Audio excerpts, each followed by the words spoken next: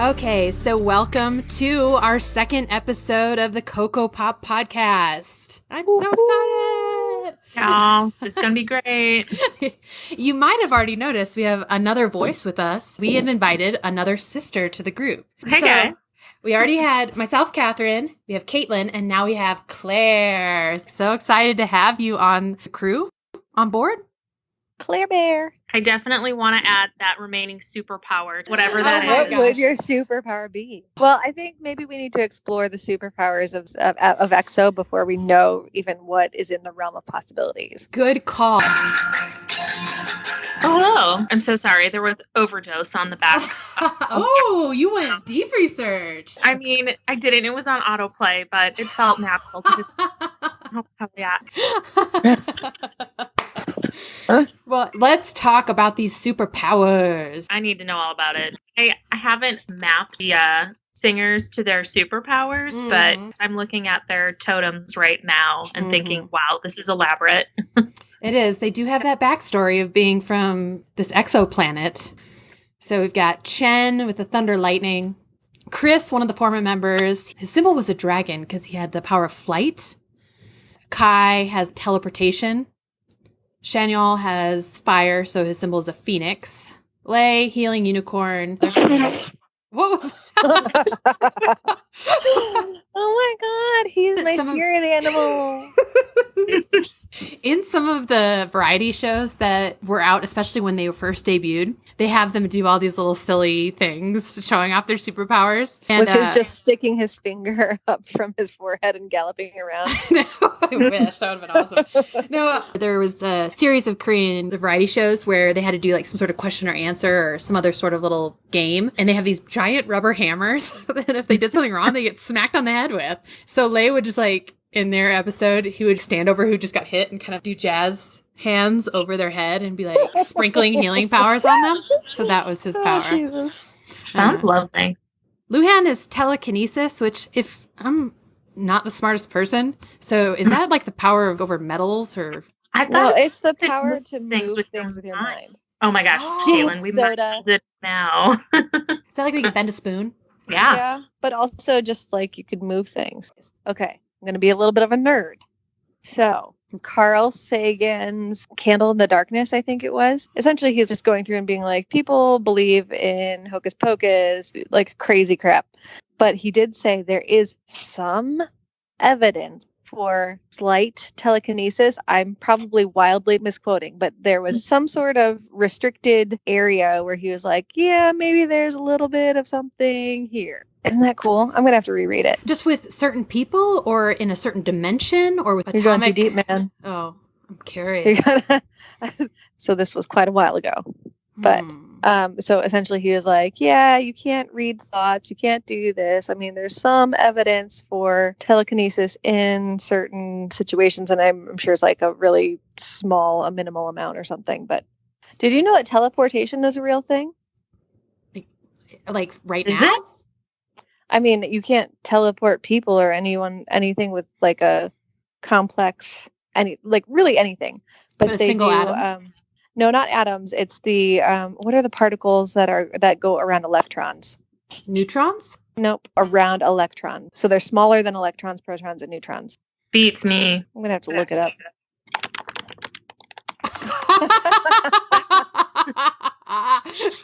Investigative. Yeah. I like it. Quarks. That's not what I was thinking of, but yes, I think those are smaller. Oh man. Okay. Can we agree on a small piece of an atom could potentially be teleported? Sure. Would that work? And then we can look it up. I'm gonna fact check this. Well, okay. Instead of moving on, let's all stop. I'm gonna Google too.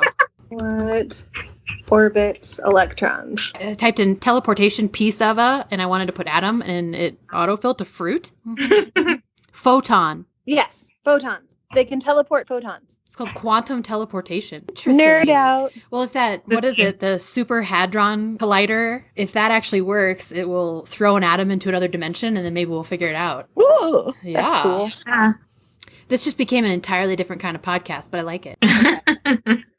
I do. That's our job, I think, in the podcast. Yours is to be like, here's the facts that you came to the podcast for, and ours is to just be like, let's just throw a monkey wrench in everything. It's like secret science within K-pop. Mhm. Somebody who actually does know a little bit about science, and then and I'm the only one who, damn it. Oh, but you know what?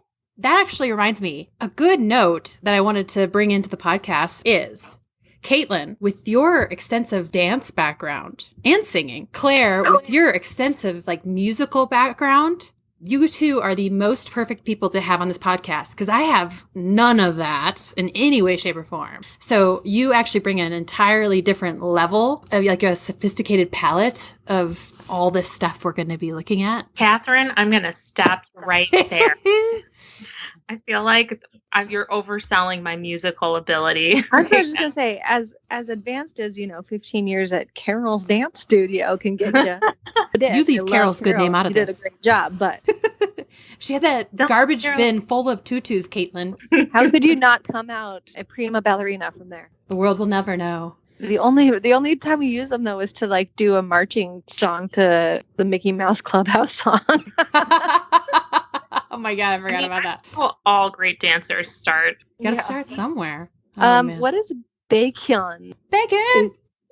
Does he have the power of being a compass? So that looks like what wait, where'd he go? Oh, I got mixed up with Kai. Sorry. Looks like a compass, but is apparently the sun. But he has the power of light. False. He has the power to know where the North Star is. There you go.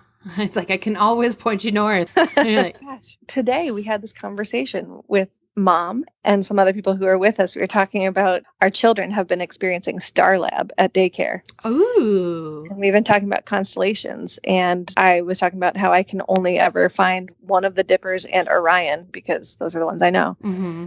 And everyone was talking about which one is the one that contains the North Star and we should know this thing. And I was like, no, none of us are seafarers. We're okay. I think we'll be all right unless our phone dies. Then we're really hosed. And even then, unless you're in the middle of a jungle, we're probably okay. I gotta tell you, at one point in my career, I had to do a land nav course. Oh, and then also when I was getting certified for scuba diving, we had to use a standard analog compass. Mm-hmm. I couldn't find my damn way. Compasses are harder than you think. I need a digital compass that that's north. Super, super simple. Don't tell me anything else. Don't give me any other options. just show me which way is north when I point that direction. I always found, using the sun for east and west was great, but I could never tell if I was facing north or south. Mm-mm. I just always got turned around. Kind of related in some way to this topic. DO's special power says on the watch list, it says it's force, but in a lot of places when I was putting this together, it said it was power over earth or over nature. I didn't know how to actually phrase that. So I just used I saw it on moored sites. I saw that it was force. So I put force. A second to just break down his little icon right now, because it's one of those graphics that if you look at it really hard, you're like, it looks like a face. Is it a face, or is it like a mean mask, or is it's it a mean Guy Fieri? Looks like an angry antelope. Exactly, an angry antelope, or just some weird beardy thing. I don't know. Okay, so is Tau power over time? Yeah. I guess you can time travel. That's not as cool as, I would time travel if I could, but I thought it was going to be the power to pause time, totally Zach Morris style time out. And his martial arts skills. That's what Tao could do. How do we pronounce Schumann? Is that what it is? Schumann. Is he the part of freeze things? Mm-hmm. Frost. Yes! He's Elsa.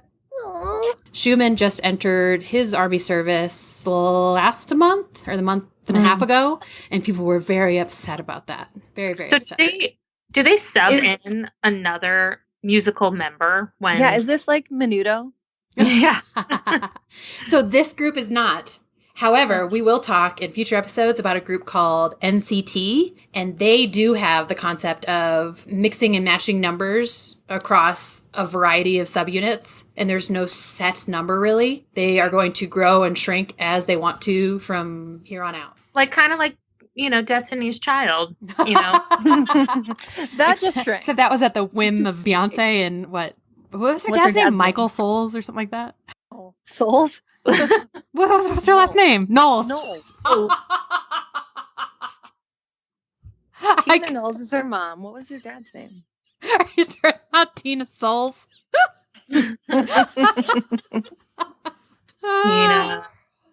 Tina and her costume expertise. And her jeans, Darion jeans, right? Yeah, I was trying to remember that. House of Darion. We'll take a second to just make sure that we take a moment of silence for Beyonce and the entire Knowles family. We mean them no harm, and we actually worship them. That's true, but this is the second podcast, Caitlin, that you've brought up Beyonce and Destiny's Child in particular. Okay, I didn't bring it up. I ran with it because love is love. I mean, I left that wide open for Caitlin. I liked it. She sailed right in there, no hesitation. I slipped right into there. Can we take a brief pause for me to clarify that Beyonce's dad's name is Matthew Knowles, not Michael Souls, which is his alias in the witness protection program. It's pretty darn close, though. It's like, I don't know why that is so funny. I wish to me, that was but how cracking it me works up. in the witness protection. Just program. one letter off. Just change, yeah. My name is. It's essentially Pig Latin. Yeah.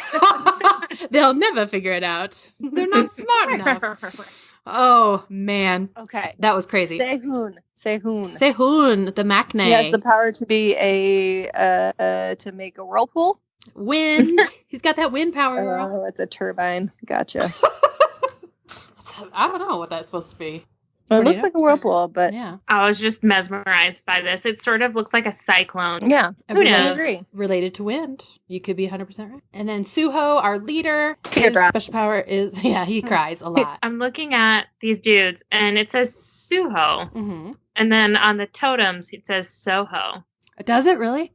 Ooh. It looks Was that your like- typo, or was that No. something that you browsed? Oh. Looks Because like I was like, I love Soho. Take me to New York. That's weird. Good catch, Claire. I did not see that before. Wow. These fans are not Interesting. that dedicated then. That's some sloppy... I can't even get your person's name right. Yeah. I will say, though, the romanization of Hangul is not great. In fact, anyone that is attempting to learn how to speak Korean, they generally say, just don't let yourself even go with the romanization. Learn to read and learn what the sounds are of each individual character in Hangul and the alphabet and sound things out that way because the romanization is weird. So whoever made this might not have been super familiar and just used something that gave them a weird translation. So in their defense, it wasn't me, but that could be the reason. All So- is forgiven. Hangul is a variation of the Korean language, or is that just what Korean language is called? That's what it's called. That's what it's called in Korea. Yeah. Everyone else just is like, oh, you're speaking Korean. Mm-hmm. Yep. So if you're talking about the country of Korea in Korean, it's Hanguk. Oh, okay. So yeah. So how are their associated animals related to their superpower? So this is, I don't know if this is more fan driven or something that the group came up with over years, because they've been active since 2013. So it's been a number of years. They've kind of broken away from this superpower exoplanet alien background. They were very, And they've turned into animals. yeah, it was a big part of their theme when they first came out, but you don't really see that as much anymore in their more recent videos, music videos. But over the years, there was times where they dress up in animal onesies. And so each one kind of got associated with those animals over time. And it's just become kind of part of the joke or part of the fandom as far as when they're referring to these individuals are doing like fan art. They'll draw Dio, for example, as a penguin. I wonder for fans who are sort of giving them their associated animals, why there's such a spectrum of sort of dangerous animals versus like kind of cute and cuddly animals. It seems like a little bit of an odd juxtaposition to have a wolf or a tiger next to like a bunny or a puppy.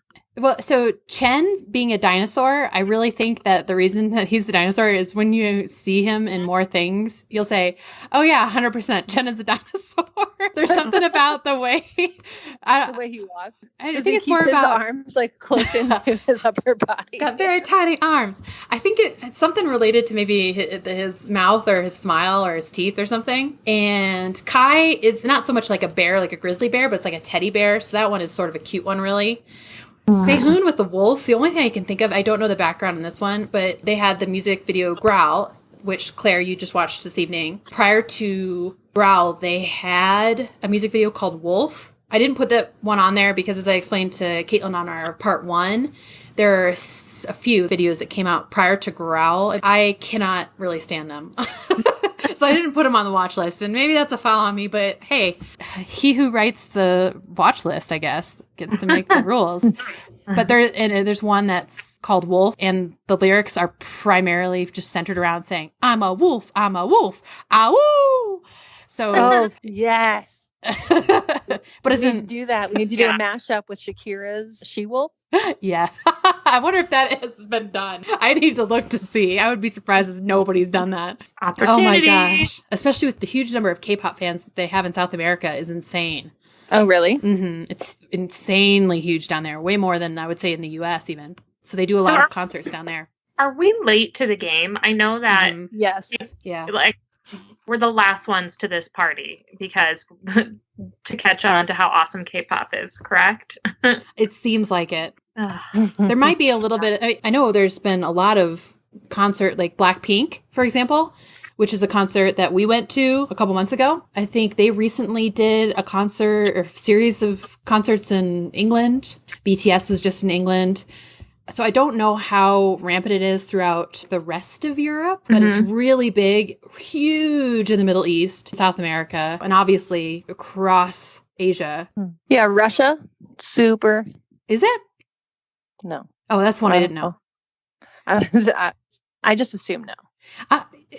Who knows? That would actually be interesting to find out. That might be a note that I'll make for an upcoming topic as well. Where is the, K-pop fever catching on? And I need to know this timeline. I need to know the heat map of K-pop right now. Well, what is interesting is I will tell you, so K-pop is subsidized by the Korean government. I thought so. And so there was an actual specific effort by the government as a soft power because they're never going to be able to compete at different political or maybe economic ways. So this soft power was one way of really spreading Korean culture and having an influence. Is J-pop also sponsored by the Japanese government in the same way then? Or is it more media driven? Because forgive me for not knowing this, but it seems like there's just such an economic force behind both K-pop and J-pop and some of the other really big entertainment groups. I was just curious whether or not that was Do you think Japan needed outreach? I feel like everybody's pretty comfortable with Japan. It could be. I am not super familiar with really any of the J-pop groups or anything. So that's interesting. And I wonder which came first. Because I've heard randomly of J-pop probably before I ever heard of the concept of K-pop. Because I think I remember the first time I ever heard the term K-pop, I was like, oh, well, that sounds similar to J-pop, but I don't know. I don't even know any J-pop group I don't either. So be curious to know if J-pop started first and then K-pop took over. And just like with this group, with EXO, they had EXO-M that released songs in Mandarin for the Chinese market.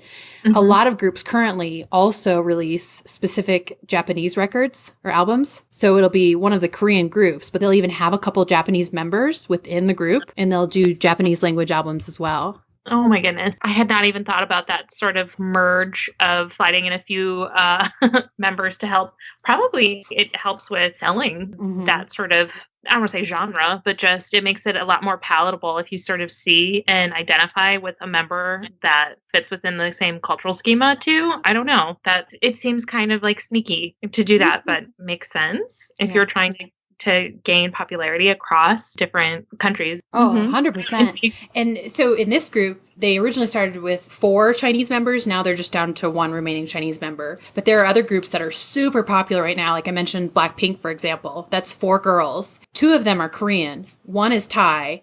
One is Korean Australian. So she's raised in Australia and moved to Korea later as a teen to become a trainee and then join a K-pop group. But there's another big popular group called NCT I mentioned earlier that has the kind of revolving number of individual singers and subunits. And they have one Canadian, like born and raised in Canada, one American, born and raised in Chicago. They have one from Germany. Wow. Yeah, so it's really branching out. And I think it's really for that reason that, obviously, because they're talented as well. But I think there has to be some bit of that where you have someone who is a native speaker of different languages in markets that they want to break into, or it does become more palatable if they're like, oh, I want to support this group because this is someone from our home country, widens the field a little bit. Yeah, it sort of creates accessibility in that way. And I am by no means an expert in this area. And I will say that we in America have a whole slew of problems that just wouldn't even be able to be captured in one podcast episode. But I believe there are some tensions between different ethnic groups, maybe some stigma between different countries in Asia because of long history. I know that there's a lot of past issues between Japan and Korea. Currently, there's a lot of political tensions between China and Korea. So I can only imagine that there are so many countries, so many different cultures in that one region of the world. That's the interesting thing about Asia is that it's Japanese, Korean, Chinese, and then it's also India, Russia. It's amazingly diverse. Yeah. Yeah. Oh, man. I just think that this is probably such a fantastic means then if you have and you use sort of pop culture and music and things that are sort of universally enjoyed across different cultures. Like this is probably a step in the right direction then for like a young group of people to be really interested in this, that you can see it's sort of a shared social fabric here too if you're gonna do this. So I'm intrigued. I want to learn more. Yay! Well, on that note, shall we watch Lucky One? Yes, yes, yes. I will tell you. Now, this gets into even more so. I mentioned there were previous videos to Growl, but Growl and Call Me Baby were still kind of in the early days of EXO. Getting into Lucky One and Monster, we come into more modern EXO, and I feel there's almost like a different flavor to these videos that come after Call Me Baby and Love Me Right. I think that the videos are produced a little bit more professionally. The songs are a little deeper and more interesting. So Lucky One is probably one of the first music videos I ever saw by EXO, and I really, really like this one. I think it's a great song, it's a great video, and I hope you guys like it too. So yeah. I'm going to mute now, and we can all individually watch it, and then just give a little heads up when you're done, okay? Cool. All right. Okay. Shorty, I'ma party till the sun down. My main criticism remains. Really? They just suck at lip syncing. Oh, bummer. Well, because like their mouths are moving, and maybe it's just particularly for this, it was because they're supposed to kind of be almost robotic because they're being experimented on or whatever, and so they don't have a whole lot of facial expressions. But like, yeah, they're singing somewhat loud, and their lips are barely moving. Yeah, I can see what you're saying. I was so distracted by all of the visual effects that I did not pay attention to them lip syncing at all. I was highly distracted by their dewy complexions. I know. I know. Their glossy glam look that obviously I wasn't that concerned about what this was like. The visuals are pretty good. Yeah. Yeah. No, but the glossy complexion is something that it reminds me. I made a note. There is one part when they pan over to Baekhyun in the beginning, and you can see there's like oil fingerprints on the little hospital bed next to him. And I'm like, ooh, that's awesome. Should have edited that one out. Too glossy. I don't know how you guys felt, but like just recently watching the other videos, Growl and Call Me Baby. Mm-hmm. Wait, no, that was a Carly Rae Jepsen song. Oh, no, it was Call Me Baby. They did it first, I think. They did it first. How could she?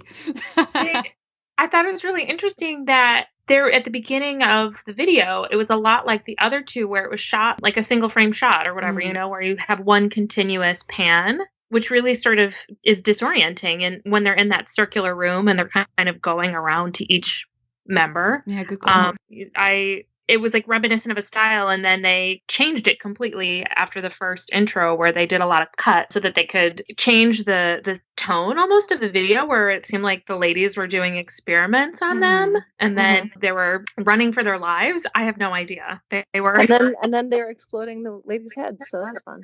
Yeah, so they obviously didn't lose all of their superpowers. Oh, it's interesting. I didn't even think about that with like the single take, because that was definitely something, I mean, and I don't know if they actually did that or if it was edited and produced to make it look like that was what they were doing. But that is a big theme in Call Me Baby. Yeah. And Growl. The whole point with Growl is that they're all dancing around kind of circularly, and the camera's just swinging. That's a really good catch. I never caught that before. So maybe this was just, like you said, it was a new direction. It had sort of more polish maybe in this, but they went out of their normal video aesthetic. At least I noticed that immediately just watching the videos back to back today. There was a change in what they were going for in this. Yeah, it wasn't so dance focused like those other two. And there was that a you watched. plot. Yeah. Yeah. There was like maybe one cut where there was a dance move, but other than that, it was not about that at all. Kai's unnecessary dancing in the hallway.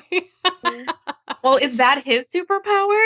That's what it seemed like. Because initially I'm like, why is he just dancing by himself when the other people are running for their lives? And then they pan back and there's that girl in front of him. So I'm like, is he going to dance so well that it makes her head explode? What's going on? And he did.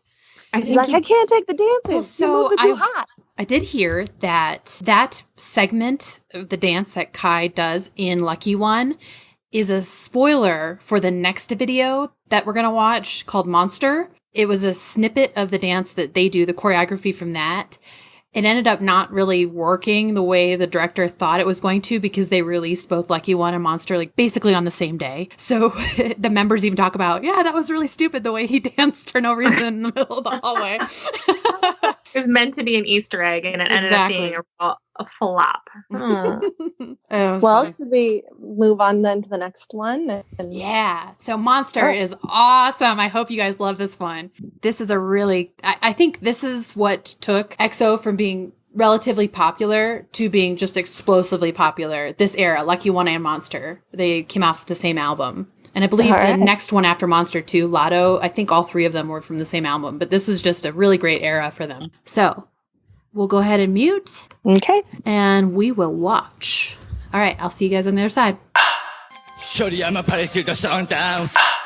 Loved that one. Yay! Loved it. Yeah, that was good. I mean, the other ones are good, but that's the first one. I was like, oh yeah, I could add that. I'd like to add this to my playlist. Heck yeah. I mean, it kind of threw me off a little bit because there's a lot of mixing of English and Korean. Yes. And so I would sort of wait and ask myself, was this in English the whole time? At the very end, what were they saying? Because it sounded like he was saying like creeping, but they were really enunciating the G. So I was like, is this creeping or is this a Korean word that I don't know? It's creep. They were saying creeping. Oh, well, then that makes it super awkward because I was like, no, you don't enunciate the G like that. Caitlin, remember when in our part 1, you said, I kept focusing on words that I thought that sounded like English words? There are some funny videos of misheard lyrics in this Monster video that just crack me up. Some of them are a little cleaner than others, but they're funny. This is just the whole aesthetic of this video I love. I mean, just even their like flight suits and tactical gear. I'm like, yeah, it looks awesome. This is also this music video and their live performances, not only of Lucky One, but of Monster, because like I said, it all came out in the same album. So when they were doing their live music debuts, they did a lot of these back to back. And this is what really made Lay my bias, because he is just always so awesome. In this video, he got a little bit more time than some of the previous videos. So that makes me excited. I have so many questions after seeing the video, though. So Catherine, how many members of EXO are there? Originally 12. Okay. By the time we got to Lucky One, they were down to 9.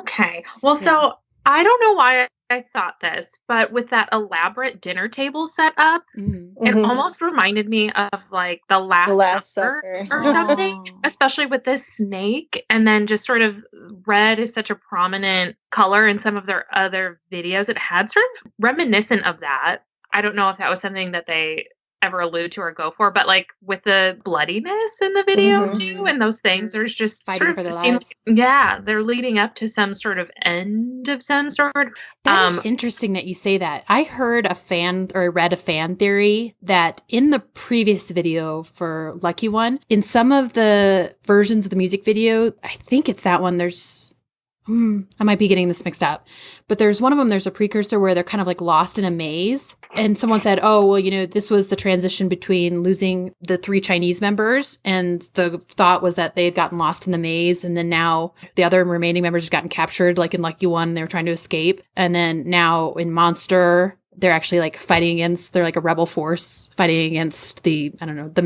established authority. Mhm. So it's interesting. You're picking up so many things. Even though I've watched this so many times, I've never even correlated those things. Well, and what's the significance of the levitating watch other than just, I don't know, sometimes time is running out? Does it go back to one of the members' superpowers where he's creating time or turning back time?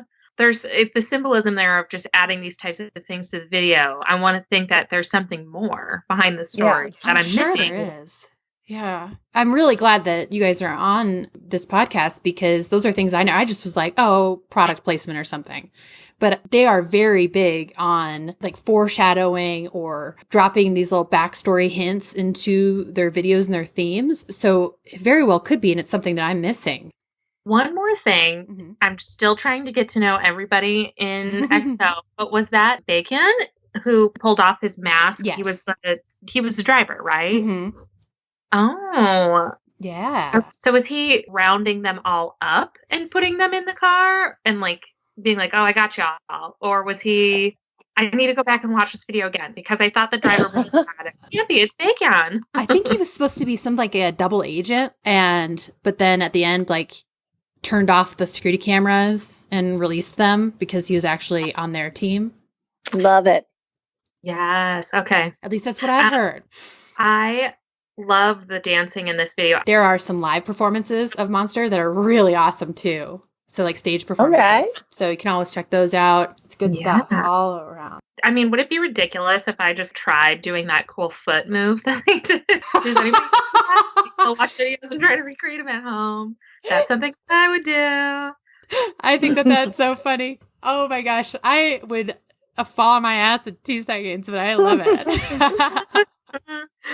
It's great choreography. I love that heavy like wavering beat in the background. I love every bit of it. Lucky One and Monster was kind of how I got introduced to EXO, and I was hooked. So even some of their other videos or other songs that aren't the best, I still am like, it's okay. They did so great on Lucky One and Monster. Oh man. So we could watch at least Lotto still tonight for this part 2? Yeah. Yeah. All right. And are we going in chronological order or like we're Yes. going through the evolution? Okay. All right. Yeah. So Growl was one of the earlier releases up to Love Shot was their most recent release last fall. okay. Yeah. Oops. All right. Sorry. Getting started. Okay. Well, I will see you guys on the other side. All right. All right. Shorty, I'ma party till the sun down. That was intense. I see the repeat of the table and police. So yeah, this is a whole ongoing theme. So again, I'm full of questions. Was it, why is this music so auto-tuned? It was very different in that way. I was like, oh, okay. I feel like I know where we are in the timeline now. Introducing that. I don't know what to make of these young men. Are they bad boys because they're clearly doing some risky type of behaviors? Gambling and cockfighting. Cockfighting. They're burning piles of money. Or are they taking down the man?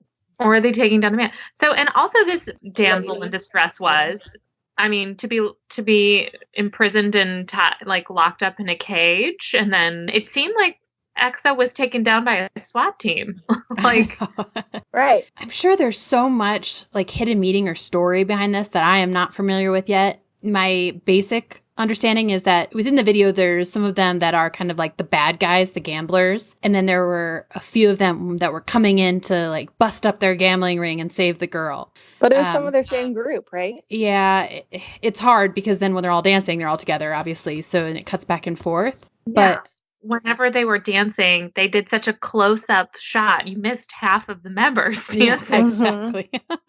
Oh, and that one close-up of Sehun just breaking it down. Did you guys notice that? Yeah. How could you not? He just is into it. And I think the reason that you don't see Kai as much in this video, there's little glimpses of him, but he's just basically sitting next to like that dice table or whatever, is because at this point he had some sort of like leg injury and was out, so could not dance. So that's where you got Sehun had his little he just went nuts there. Yeah. And then Lei got a little bit of a leading role in the actual dance break that they had, which was awesome because it was Lei. I can see why they just had a brief cameo then. Yeah. They have to hide that leg injury. Exactly. It's like when you have like a pregnant actress in a sitcom, you have to like work around the belly and they have to hold give her a Birkin bag. Yeah, exactly. You just hold this in front of your stomach. I don't know if you noticed towards the beginning of the song, there was the lip bite heard around the world with Baekhyun. He was kind of like in the cage and he did the initial chorus piece. People went nuts for that. These videos had a more mature concept, really. And Claire, you asked about if they're supposed to be bad boys. I think that generally in K-pop, they're supposed to be like squeaky clean, even if they are like a bad boy hip hop group. That's what my impression has always been of all of the other sort of media that comes out. It's usually some teen drama where they're at some private school and like they're all supposed to be pretty exemplary now. But this seemed not what I expected in terms of sort of behavior that would have been sanctioned or just... It seemed a little bit, all of the other videos that we had watched just seemed slightly more innocent. And this is sort of an evolution, I guess, of every boy band or teen. Like your fans grow with you and they want to see you just be a little bit more edgier or something. But yeah, part of it's just them maturing, maybe disconnect themselves from some of that bubblegum type pop. But just hold on until we get to Love Shot. Then it starts getting a little bit even more risque when they're later videos. Yeah. But it is funny that, you know, the gambling theme was such a heavy one, or maybe they just really wanted to show like how bad these guys were supposedly are. Because in Korea, gambling is totally outlawed. They're to the point that if you are a Korean citizen and you go to another country and gamble, you can still be prosecuted for that. Dang. Yeah. Aren't there some sort of censorship laws around it too? So did this even air? I mean, I'm pretty sure it would have. I had not heard that it didn't. And they're still sponsored by the government, right? Supposedly, yeah. Isn't it interesting? I have no idea. I have so many questions. Like, what's allowed? Well, I don't know the answer to all/most of those questions, but I will tell you, the boy groups get away with a heck of a lot more than the girl groups in the K-pop world. Isn't that always unfair? The way, though? Like there will be all areas of the world. Yep. National outrage if one of the female artists wears too revealing of an outfit. In their personal lives, they had one of the female members of one of the groups was having what they never really say it, but based on some of the news things that I read, it was basically Adderall being sent to her from a doctor in the States because it's not illegal in Korea. It won't be prescribed. And it got caught in the mail, and her career was over. She's never really come back. But they have very, very popular male members who've gotten caught in like different quasi-prostitution related things, caught with marijuana, and doesn't seem to stick with them as long as it does with the female members of groups. So it seems unfair. It does. Agreed. Girls are allowed to be troublemakers too. Mm-hmm. It seems like maybe the tide is very slowly changing, but it's probably going to take a while because it's just a different society, a different culture. Yeah. But we still have those problems here for sure. Oh, absolutely. It's truly unfair to think just about what a higher standard we hold our females to for role models and just when they take center stage in the public eye versus what we just gloss over as sort of a, well, boys will be boys. Yeah. Also, again, just this mix of English and Korean really throws me off. I just can't really tell. I think it's interesting, but have you come across the Is it just because in pop music in general, English is just so prominent, it plays a feature in like the music itself? I see that done a lot with a lot of the great sort of Latino dance music crossover albums too, where it's half Spanish and half in English. I just took it as just because you're right, Claire. Maybe it might be egocentric to think this way, but I guess I haven't done enough music history research, but if pop essentially generated here, which I think it did, yeah, they might just kind of be picking up on the genre and interspersing English language in it. Well, Catherine, do you know this? At what point did Korean music, mainstream music, go away from more of a nationalist, like sanctioned style of music to just embracing more casual, everyday pop music?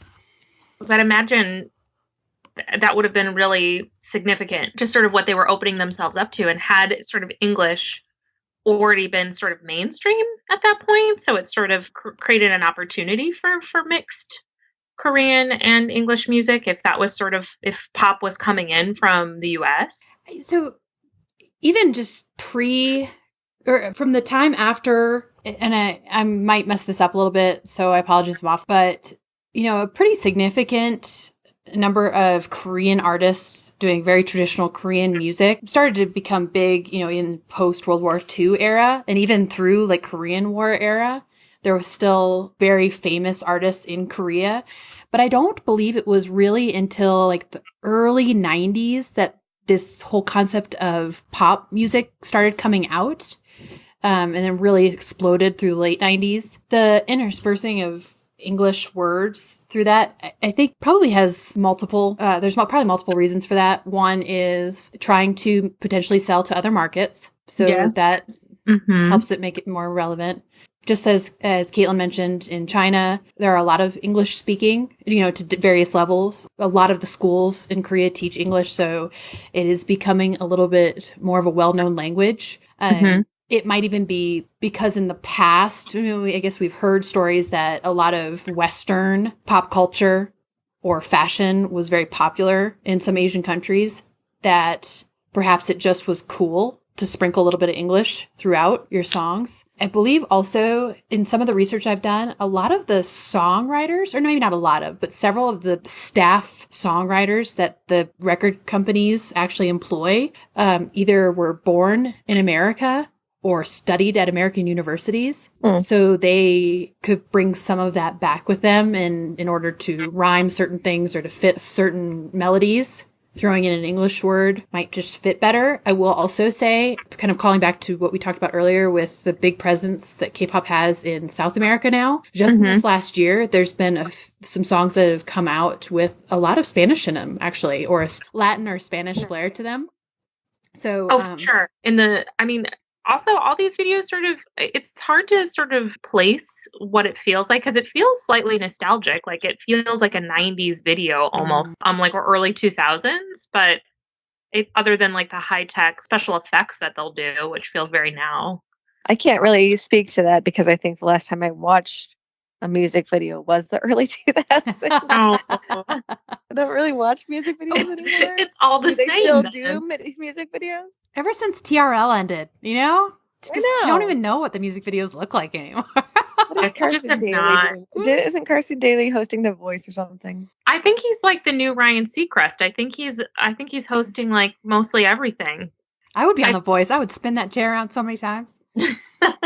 Where's the button? Amazing. Well, girls, do you think we should call it? What are your thoughts? It is late here. Yeah, that's true. It's early very late morning, for you. so I need to call it quits. I know you've had a big weekend with family in town and all sorts of stuff. You're probably still drunk from the wineries. If you notice that I was quiet during this podcast, it might just be because I was passed out a couple times. It's fine. Don't worry about it, guys. Well, I so appreciate you guys jumping on here. This is a really fun conversation. Hopefully you guys had fun too. And I am very excited to round out our tour of EXO maybe on the next recording, which we'll call part 3. And then we'll kind of reach into the grab bag and pick out, and we'll announce our next group that we'll dive into. How about that? Ooh, so exciting. All right. Well, so thank you both again. Claire, we're so happy to have you on board with our podcast recording. You just bring a whole new level of fun to it. You were We so appreciate that. intellectual with your questions, and I was I just like, mean- I'm a bump on the log. No I way. Go you. No. You guys are maybe awesome. I shouldn't ask so many hard-hitting questions. Yeah. Are you the, what's her name? That's like the super, never mind. You're going to have to edit this part out. Oh, no. Are you talking about Soledad? No, isn't Christy? I wanted to say Christy and then I wanted to say Kapoor. NPR, right? No. Did you watch Gilmore Girls? Oh no. I mean, I know Lorelai and Was- Lorelai. That was very judgy. No, I just That's my reaction when anybody asks me that. Oh, it was my loss. I know it was a thing, and I missed it. So Mm. so many cultural references. Oh, I mostly said "oh no" because I would have no idea what we're talking about. Oh No. Oh, no. Oh, my gosh. That was so funny. I'm leaving that in. All right. So, hey, everyone who may be listening, just to give you a little heads up, we have an Instagram page. You can find us at kokopop_podcast. Same for Twitter. If you'd like to send us an email, give us an idea of a group that you'd like us to dive into, please do so at kokopop_podcast@gmail.com. And we will be back next week with part 3, which will, I believe, round out our tour of EXO. So yeah, be sure to hit us up on social media because I post some really dope Jungwoo memes from NCT 127. And I was they're gonna awesome. say, go you. You've been hitting that heavy, and I like it. Yeah, I'm all about the funny K-pop memes. So there'll be more out there soon too. So thanks again. I appreciate everyone being here, especially you two girls, and we will see you next week. Bye. See ya. Later. Bye, girls.